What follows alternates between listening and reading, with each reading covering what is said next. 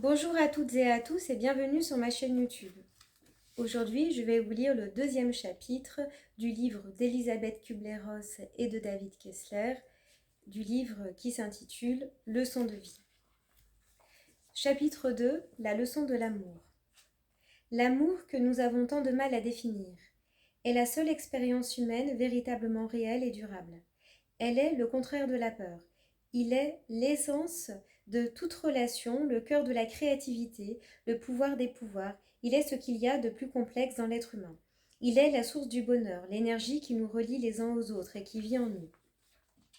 L'amour n'a rien à voir avec la connaissance, l'éducation ou l'autorité. Il se situe au-delà du comportement. C'est en outre le seul bienfait de la vie que l'on ne peut pas perdre. Enfin, c'est la seule chose que l'on peut vraiment donner. Dans un monde d'illusions, de rêves et de vide, l'amour est source de vérité. Cependant, malgré sa puissance et sa grandeur, il est insaisissable. Certains passent toute leur existence à le chercher, nous craignons de ne jamais le trouver, et quand nous le découvrons, nous craignons de le perdre ou le considérons comme acquis, de peur qu'il nous échappe. Notre conception de l'amour est celle que l'on nous a inculquée durant notre enfance. L'image la plus commune est celle de l'idéal romantique. On rencontre l'âme sœur, on se sent merveilleusement bien et l'on pense que ce bonheur durera toute la vie.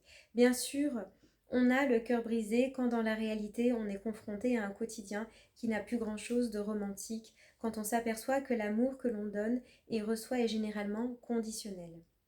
Même les sentiments que l'on éprouve pour les siens ou pour ses amis sont fondés sur des attentes et des conditions. Inévitablement, celles-ci ne sont pas satisfaites, et la réalité de la vie quotidienne prend peu à peu l'aspect d'un cauchemar. Une fois ces illusions romantiques balayées, on se réveille dans un monde d'où cet amour dont on rêvait enfant est absent. Alors d'un point de vue adulte, on perçoit l'amour lucidement avec réalisme et amertume.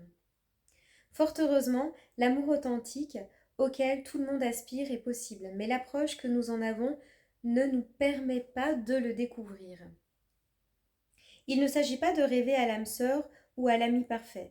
La plénitude que nous recherchons est présente en nous.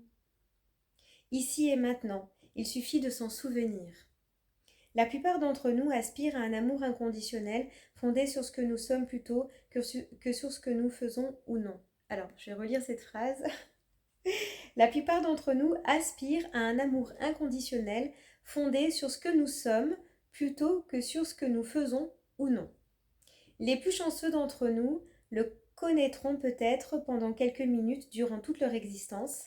C'est triste à dire, mais l'amour que nous recevons est presque toujours conditionnel. Nous sommes aimés pour notre altruisme, pour notre compte en banque, pour notre drôlerie, pour la manière dont nous traitons nos enfants ou tenons notre maison, et ainsi de suite. Il est très difficile d'aimer les autres tels qu'ils sont. On pourrait même dire que nous recherchons des raisons de ne pas les aimer. Un jour, une dame très comme il faut est venue me voir après une conférence. Pas très comme il faut. Je veux dire, coiffure irréprochable, tenue vestimentaire impeccable, voici son récit. J'ai participé à votre stage l'année dernière. En rentrant chez moi, mes seules pensées concernaient mon fils âgé de 18 ans. Chaque soir, lorsque je rentrais à la maison, je le trouvais assis sur la table de la cuisine portant cet horrible t-shirt délavé qu'une de ses copines lui avait donné. J'avais toujours peur que mes voisins ne le voient avec cette horreur et pensent que j'étais pas capable d'habiller correctement mes enfants. Il restait là à traînailler avec ses amis quand elle prononça le mot ami. Son visage se tordit de dégoût. Chaque soir, je lui faisais des remarques en commençant par ce t-shirt. Bref, vous pouvez imaginer le genre de relation que j'entretenais avec mon fils. Et puis un jour, j'ai repensé à l'exercice sur la fin de vie que nous avions accompli pendant le stage. J'ai réalisé que la vie est un don qui n'est pas éternel. De même, les êtres qui me sont chers ne seront pas toujours là. Je me suis alors posé des questions essentielles. Je me suis alors posé des questions essentielles. Si je mourais demain, quelle vision aurais-je de ma vie ? Je me dirais que j'ai bien vécu, même si ma relation avec mon fils n'a pas été parfaite. Ensuite, je me suis dit, si mon fils mourait demain, aurais-je bien rempli mon rôle de mère ? J'ai pris conscience que j'éprouvais un énorme sentiment de perte et un profond conflit par rapport à notre relation. En déroulant cet horrible scénario, dans mon esprit, j'imaginais son enterrement. Je n'aurais pas aimé qu'il soit enterré revêtu d'un costume, car ce n'est vraiment pas son genre. J'aurais aimé qu'il soit enterré avec son satané t-shirt qu'il aimait tant. C'est ainsi que je pourrais lui rendre hommage. Quand quelque chose m'a alors frappée, j'étais prête, s'il venait à disparaître, à l'aimer pour ce qu'il avait été et pour ce qu'il avait lui-même aimé.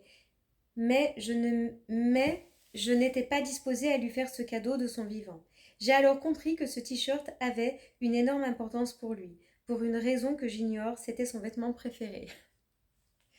Ce soir-là, quand je suis rentrée, je lui ai dit qu'il pouvait porter ce t-shirt autant qu'il le souhaitait. Je lui ai dit que je l'aimais tel qu'il était.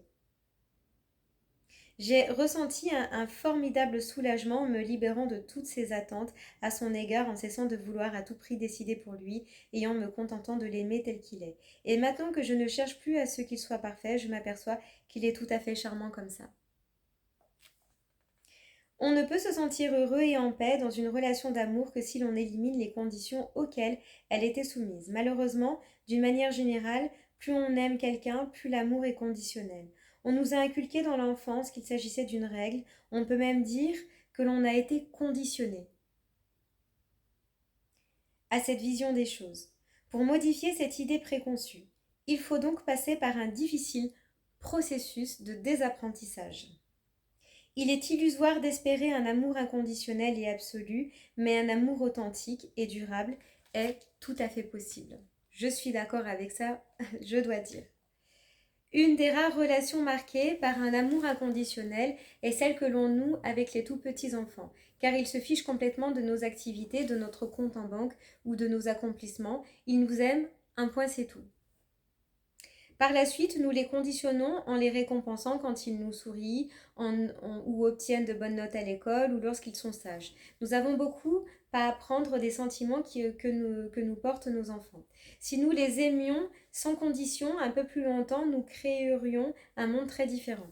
Les conditions auxquelles nous soumettons l'amour contrarient fortement notre relation à l'autre. En les éliminant, nous découvrirons de nouveaux aspects merveilleux de l'amour. Le plus grand obstacle est la peur de ne pas être payé en retour. Si nous éprouvons cette crainte, c'est parce que nous ne réalisons pas que le véritable amour consiste à donner et non à recevoir. Si nous passons notre temps à évaluer l'amour reçu, non seulement nous ne nous sentirons jamais aimés, donc je relis cette phrase, pardon. Si nous passons notre temps à évaluer l'amour reçu, non seulement nous ne nous sentirons jamais aimés, mais nous aurons le sentiment d'être systématiquement trompés. Non parce que ce serait une réalité, mais parce que le fait de calculer n'est pas un acte d'amour. Si vous éprouvez le sentiment d'être mal aimé, ce n'est pas parce que l'on ne vous aime pas, c'est parce que vous refoulez votre amour. Quand vous vous disputez avec un proche, vous croyez être en colère à cause de ce que cette personne a fait ou non. En réalité, si vous êtes dans cet état, c'est parce que vous avez fermé votre cœur, parce que vous avez retenu votre amour. Vous ne devriez jamais en priver les autres sous prétexte que, selon vous, ils ne le méritent pas. Et s'ils ne le méritaient jamais, allez-vous cesser pour toujours d'aimer votre mère, votre ami, votre frère? En revanche, si vous exprimez vos sentiments malgré ce qu'ils ont pu faire, vous constaterez des changements, vous découvrirez le pouvoir infini de l'amour, vous verrez que leur cœur s'ouvre tout grand. Une femme, hôtesse de l'air à la compagnie TWA, nous a fait le récit suivant. J'étais très amie avec une hôtesse du vol 800. Un jour, comme je pensais à elle, je lui ai téléphoné, cela faisait un certain temps qu'on ne s'était pas vu et elle me manquait.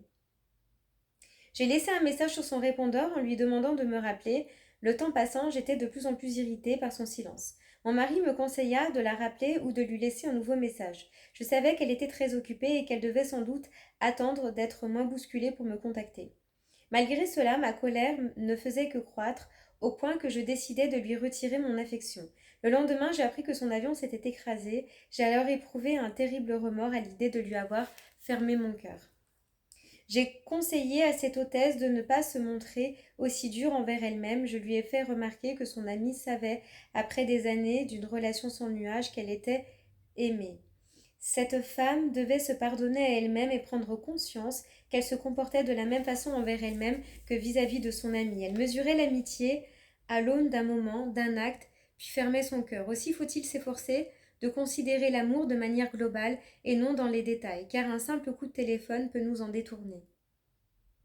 Cette histoire nous montre bien comment nos attentes, nos calculs interfèrent avec l'expression de notre amour. C'est une leçon douloureuse.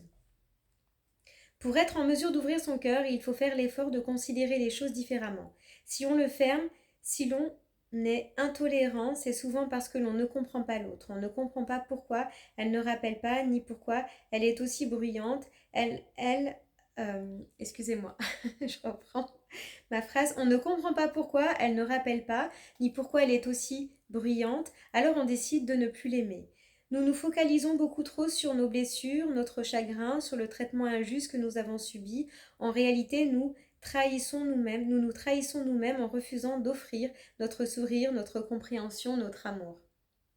Nous gardons par devers nous le plus grand don que Dieu nous ait accordé. Le refus de donner son amour est bien plus grave que ce que l'autre a pu faire. Un soir, tard, une vieille dame âgée de 90 ans nous a confié ses sentiments sur la vie et l'amour. Ma mère se méfiait terriblement des hommes. Pour elle, il n'était bon qu'assurer la sécurité matérielle. À l'âge adulte, je décidai de rester aux côtés de ma mère et de ne jamais laisser entrer l'amour dans ma vie. Pourquoi me serais-je exposée à une telle déconvenue ?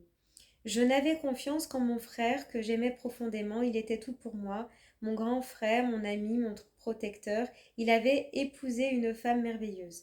Alors que j'approchais de la trentaine, il tomba gravement malade. Les médecins ne savaient pas vraiment de quoi il souffrait. Je lui tenais compagnie à l'hôpital et je ne saurais dire pourquoi, mais nous savions tous deux qu'il allait mourir. Je lui confiai que je ne pourrais jamais vivre dans un monde d'où il serait absent. Il me répondit que la vie lui avait énormément apporté et que si cela était à refaire, il ne changerait rien à son existence, sauf en ce qui me concernait. J'ai peur que tu ne passes à côté de ta vie et à côté de l'amour. Ne fais pas ça. Chacun, durant le voyage de l'existence devrait en faire l'expérience. En fin de compte, peu importe l'âge, la personne, la durée, car l'important, c'est d'aimer. Ne passe pas à côté de l'amour, ne prends pas le train de la vie sans lui. C'est grâce au conseil de mon frère que j'ai enfin pu m'abandonner à ma vie de femme. J'aurais pu continuer à me méfier des hommes, j'aurais pu devenir une femme au rabais, mais j'ai réussi à surmonter ma méfiance et mes peurs. Mon frère avait tellement raison, une vie sans amour reste inaccomplie. La plupart d'entre nous, du fait de l'éducation reçue, ont la même conception de l'amour que celle que cette dame avait dans sa jeunesse. Très tôt, nous apprenons à nous méfier des hommes, des femmes, du mariage, des parents, de la belle famille, des collègues, des patrons, de la vie elle-même. Tout cela nous a été inculqué par des gens bien intentionnés qui pensaient agir pour notre bien. Ils ne se rendaient pas compte qu'ils nous condamnaient ainsi à passer à côté de l'amour. Pourtant, au tréfonds de notre être, nous savons que notre destin est de vivre et d'aimer pleinement, de vivre de grandes aventures durant toute notre existence. Il se peut que ce sentiment soit profondément enfoui, mais il est bien là dans l'attente d'être révélé à la suite d'un événement ou d'une conversation. Parfois, nous apprenons des leçons par des voies inattendues grâce aux enfants, par exemple. Il y a quelques années de cela, j'ai fait la connaissance d'un jeune garçon plein d'amour et de vie, bien que déjà en phase terminale, âgé de 9 ans, il souffrait d'un cancer depuis l'âge de 3 ans. Un jour, à l'hôpital, je l'ai observé un instant et j'ai compris qu'il avait cessé de battre. Il en avait assez, il avait accepté la réalité de sa situation. À ma grande surprise, il m'a demandé de l'accompagner chez lui. Tandis que je jetais un coup d'œil à ma montre, il m'assura que cela ne serait pas long. Un peu plus tard, je garai donc ma voiture devant sa maison. Il demanda à son père de lui apporter son vélo, qui était rangé dans le garage depuis 3 ans. Son plus grand rêve, qu'il n'avait jamais été en mesure de réaliser, était de faire une seule fois le tour du pâté de maison. Il demanda à son père de placer les roues stabilisatrices sur sa bicyclette. Ce que s'apprêtait à accomplir ce petit garçon requérait un grand courage. Il est humiliant d'être vu avec des roues stabilisatrices quand vos petits copains jouent les cascadeurs sur leur propre vélo. Les larmes aux yeux, son père lui apporta sa bicyclette. Ensuite, le garçon se tourna vers moi et me dit « Il faut que tu retiennes ma mère. Vous savez comment sont les mamans ? Elles veulent constamment préserver leur enfant. Ça me donne les larmes aux yeux tellement que c'est touchant. La sienne voulait le tenir pendant qu'il faisait son tour, mais cela aurait privé le garçon d'une grande victoire. Elle comprit toutefois qu'une des dernières choses qu'elle pouvait faire pour son fils était de réfréner, par amour pour lui, son envie de le protéger pendant qu'il relevait son dernier grand défi. Nous avons attendu son retour, cela nous a semblé une éternité. Puis il est apparu au coin de la rue, luttant pour garder son équilibre. Il était livide et totalement épuisé. Personne ne l'en aurait cru capable. Il est venu jusqu'à nous, le visage rayonnant, puis son père a enlevé les roues stabilisatrices et nous avons porté l'enfant et son vélo à l'étage. Quand mon frère rentrera de l'école, pourriez-vous lui dire de venir me voir demanda-t-il. 2 semaines plus tard, son petit frère, élève au cours préparatoire, nous a appris que son frère lui avait donné sa bicyclette comme cadeau d'anniversaire. C'est très touchant. Car il savait qu'il ne serait plus là pour le fêter. Alors il ne lui restait que très peu de temps et d'énergie. Ce courageux petit garçon avait réalisé ses derniers rêves, faire un tour sur son vélo et offrir ensuite celui-ci à son petit frère.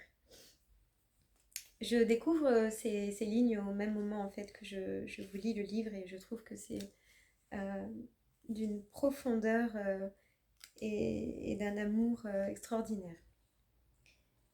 Nous rêvons tous d'une vie remplie d'amour et d'aventure. Malheureusement, nous trouvons aussi 1000 raisons pour renouer, pour renoncer à vivre nos rêves, prétendument pour nous protéger. En réalité, ces raisons nous emprisonnent et maintiennent la vie à distance. Notre existence achèvera plus tôt que nous le pensons. Alors, si vous avez une vieille bicyclette dans votre garage ou quelqu'un à qui exprimer votre amour, c'est maintenant qu'il faut agir.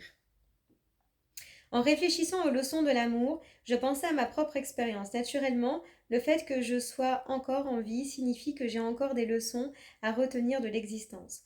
Comme tous ceux avec qui j'ai travaillé, j'ai besoin d'apprendre à m'aimer davantage. Je me vois toujours comme une Suissesse, un peu rustaude. Et chaque fois que j'entends l'expression amour de soi, je dois admettre que j'imagine une femme en train de se masturber. Ainsi, je n'ai jamais pu assimiler correctement ce concept.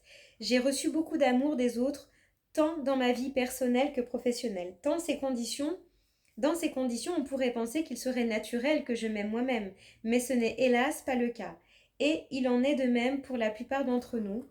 Je m'en suis rendu compte en côtoyant des centaines de patients. L'amour doit venir de l'intérieur, si tant est qu'il vienne un jour.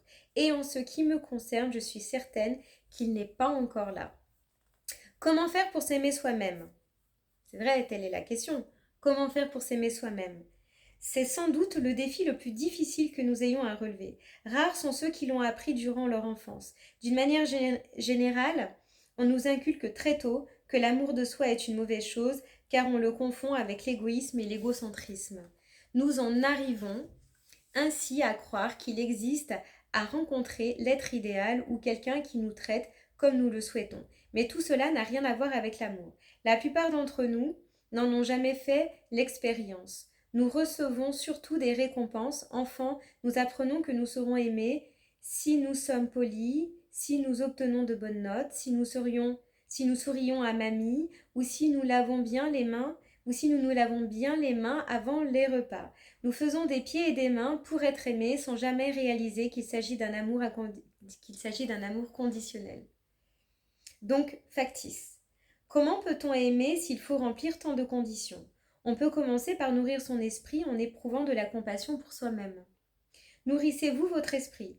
Qu'avez-vous fait pour vous sentir mieux dans votre peau ? Lorsque l'on s'aime soi-même, on remplit son existence d'activités réjouissantes qui enchantent l'esprit et le cœur. Il ne s'agit pas de ce que l'on nous demande de faire, mais de ce que nous faisons uniquement pour nous-mêmes. Prendre soin de soi, ce peut être faire la grasse matinée un samedi au lieu de se lever tôt pour accomplir une activité productive. C'est aussi intégrer l'amour qu'il y a tout autour de soi. Ayez un peu de compassion envers vous-même. Faites une pause, cessez l'espace d'un moment de dire que vous êtes stupide, que vous n'auriez jamais dû faire ceci ou cela. Quand quelqu'un commet une erreur, vous lui dites généralement de ne pas s'inquiéter, que cela arrive à tout le monde. Il n'y a pas de quoi en faire un plat. Pourtant, lorsque vous faites la même erreur, vous avez le sentiment d'être en dessus de tout. Nous avons généralement tendance à être plus indulgents envers les autres qu'envers nous-mêmes. Efforcez-vous donc d'être aussi tolérant envers vous-même que vous l'êtes envers les autres. Caroline est une grande et jolie femme proche de la cinquantaine, riche de cœur et d'esprit. Elle a de magnifiques cheveux noirs et le sourire le plus sincère que l'on puisse imaginer. Nous nous sommes connus alors que nous travaillons sur le même projet et je dois dire que c'est l'une des personnes les plus heureuses qu'il m'ait été donné de rencontrer. Depuis 2 ans, elle vivait une merveilleuse histoire avec un homme intelligent, charmant et plein d'esprit. À l'époque, il réglait les derniers détails de leur mariage et envisageait sérieusement d'adopter un enfant. La fréquentation de Caroline fut pour moi une expérience enthousiasmante. Nul ne lui était indifférent, elle se montrait gentille et proche de chacun, la réceptionniste, la serveuse. Un soir, au cours du dîner, je lui déclarai qu'elle avait de la chance en amour. Avec un petit rire, elle me répondit que ce n'était pas de la chance et elle me raconta son histoire. 6 ans plus tôt, elle avait découvert une grosseur dans l'un de ses seins. À la suite d'une biopsie, le médecin lui dit que cela lui semblait inquiétant. Elle dut attendre encore 3 jours pour savoir s'il s'agissait ou non d'une tumeur cancéreuse. J'ai pensé que c'était la fin, dit-elle. Toute la tristesse de ma vie m'est apparue clairement. Ces 3 jours m'ont semblé les plus longs de mon existence. J'ai poussé un immense soupir de soulagement quand j'ai su qu'il ne s'agissait pas d'un cancer. C'est évidemment une merveilleuse nouvelle, mais je me suis juré de tirer les enseignements de ces 3 jours atroces. Il était hors de question que je continue à mener la même vie qu'auparavant. Les vacances de Noël approchaient et j'avais reçu comme d'habitude plusieurs invitations pour le réveillon. L'année précédente, j'avais été désespérément seule. J'étais passée d'une soirée à l'autre pour trouver l'amour, je voulais être aimée, je voulais que quelqu'un me donne tout l'amour que je me refusais à moi-même. Je me rendais à une soirée, cherchais rapidement l'homme de mes rêves et si je ne le trouvais pas, je me précipitais à une autre fête. Après de multiples tentatives, j'étais rentrée chez moi désespérée, encore plus seule qu'au début de la soirée. Cette année-là, je décidai de changer de stratégie. Il devait bien y avoir une solution. Je me résolus à cesser de chercher l'amour à tout prix. Je me suis rendue à une soirée en me disant que si l'élu de mon cœur ne s'y trouvait pas, je pourrais toujours passer une soirée agréable en compagnie de personnes merveilleuses. Je me contenterais de leur parler, de m'amuser. J'étais disposée à aimer ces personnes pour ce qu'elles étaient. Bon, je suis sûre que vous pensez que c'est dans ces circonstances que j'ai rencontré l'élu de mon cœur. Mais non, ce ne fut pas le cas. Toutefois, à la fin de cette soirée, je ne me suis sentie ni seule, ni désespérée parce que j'avais vraiment parlé avec les gens. Ce soir-là, mes sourires et mes rires avaient été authentiques, tout comme l'amour que j'avais éprouvé. Ce fut un moment merveilleux. Je me suis sentie aimée comme jamais, et à ma grande surprise, je m'aimais moi-même. Lapsus, je ne m'aimais. Je m'aimais moi-même bien davantage. Par la suite, j'ai continué d'appliquer la même stratégie, non seulement lors de soirées, mais aussi au bureau, au magasin, dans toutes les situations possibles et imaginables. Plus je donnais d'amour, plus j'en recevais, et plus il m'était facile de m'aimer moi-même.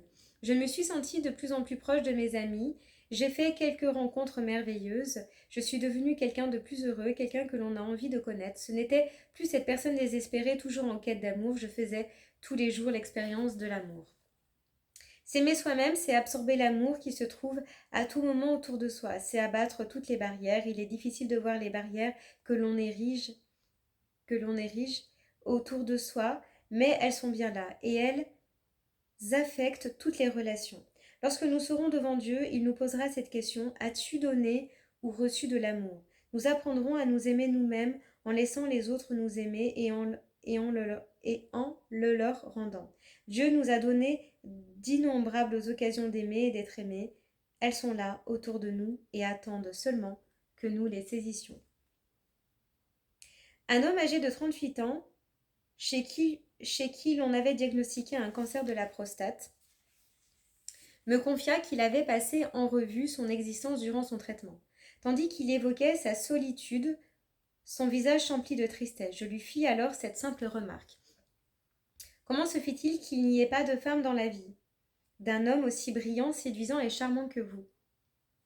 Je n'ai pas de chance en amour, j'ai beau tout faire pour rendre mes compagnes heureuses, je finis toujours par les décevoir. Quand je m'en aperçois, il est trop tard. Jusqu'ici, cela n'avait pas d'importance car je n'avais aucune difficulté à retrouver quelqu'un. Aujourd'hui, j'ai parcouru la moitié du chemin mais ma vie pourrait s'achever beaucoup plus tôt que je ne le pensais. Je commence à me demander si jamais vraiment, si j'ai jamais, excusez-moi, je reprends cette phrase. Je commence à me demander si j'ai jamais vraiment aimé quelqu'un. Manifestement, les femmes ne sont pas heureuses avec moi. Il vaut mieux que je laisse tomber. Je lui ai alors dit une chose à laquelle apparemment il n'avait jamais réfléchi. Et si l'amour ne consistait pas à rendre une femme heureuse, mais tout simplement à vivre l'instant présent. On sait bien qu'on ne peut pas rendre quelqu'un heureux tout le temps, peut-être faites-vous complètement fausse route, peut-être que votre seule présence pourrait lui suffire.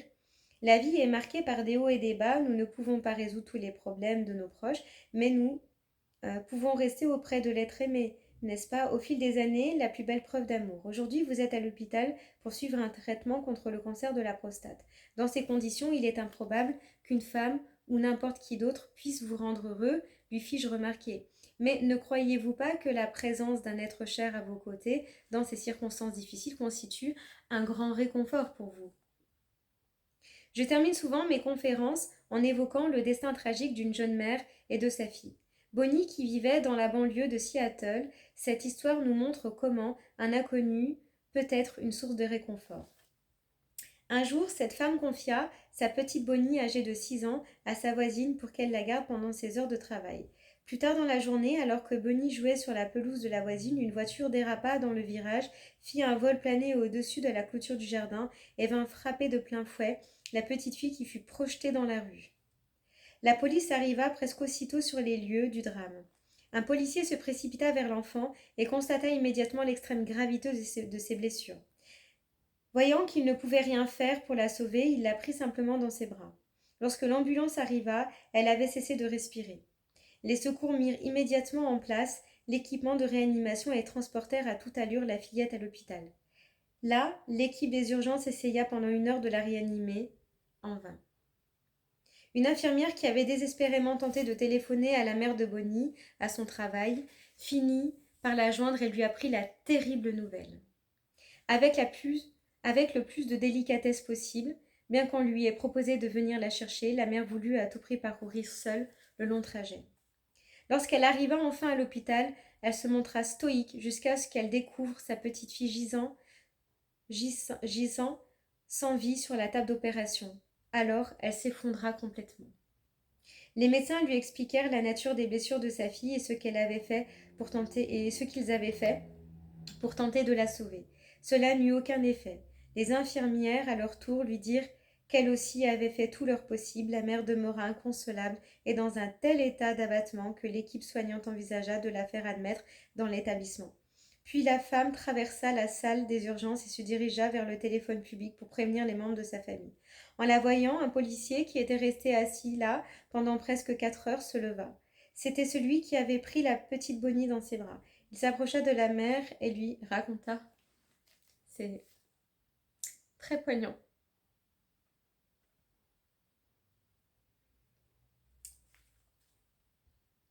Je trouve que c'est très triste et très puissant comme témoignage. Alors, je ne sais pas ce que vous en pensez, hein, excusez-moi pour ces larmes qui coulent, mais ça me touche énormément.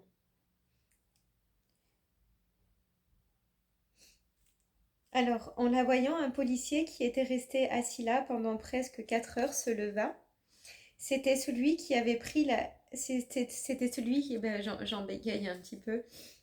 C'était celui qui avait pris la petite Bonnie dans ses bras. Il s'approcha de la mère et lui raconta ce qui était arrivé, puis ajouta « Je veux juste que vous sachiez qu'elle n'était pas seule. » La mère éprouva un immense sentiment de reconnaissance en apprenant que durant ces derniers instants, sa fille avait été entourée de l'affection et du soutien de cet homme. Elle en fut soulagée car elle savait que sa fille avait éprouvé le réconfort de l'amour à la fin de son existence, même si cela avait été le fait d'un inconnu. C'est vraiment un très très beau nettoyage, j'allais dire, témoignage. C'est tellement poignant de lire ce passage. J'imagine ce que la mère a pu vivre et subir. Vivre dans l'instant présent est primordial dans toutes les circonstances de la vie. y compris au terme de celle-ci. Il y a de nombreuses années de cela, j'ai observé un phénomène intéressant dans un hôpital. De nombreux mourants affirmaient se sentir parfaitement bien, non pas physiquement mais mentalement. Je n'y étais pour rien, c'était la femme de ménage qui produisait cet effet sur eux. Chaque fois qu'elle quittait la chambre d'un malade, l'état de celui-ci s'améliorait nettement. J'aurais donné $1 million pour découvrir son secret. Et puis un jour, je l'ai croisé dans un couloir et je lui ai demandé d'un ton plutôt cassant. Mais qu'est-ce que vous fabriquez avec mes patients? Je ne fais que nettoyer leur chambre, m'a-t-elle répondu sur la défensive. Bien déterminée à découvrir le fin mot de l'histoire, je l'ai observée pendant un certain temps, mais en vain. Après quelques semaines de ce jeu-là, elle m'a finalement abordée dans le couloir et m'a entraînée dans une petite pièce derrière l'infirmerie. Elle m'a alors raconté que, quelque temps auparavant, son petit garçon de 3 ans était tombé très malade. Elle l'avait emmené aux urgences de l'hôpital. Des heures Pardon, je reprends la phrase. Elle l'avait emmené aux urgences de l'hôpital où elle avait attendu désespérément pendant des heures que l'on veuille bien s'occuper de lui.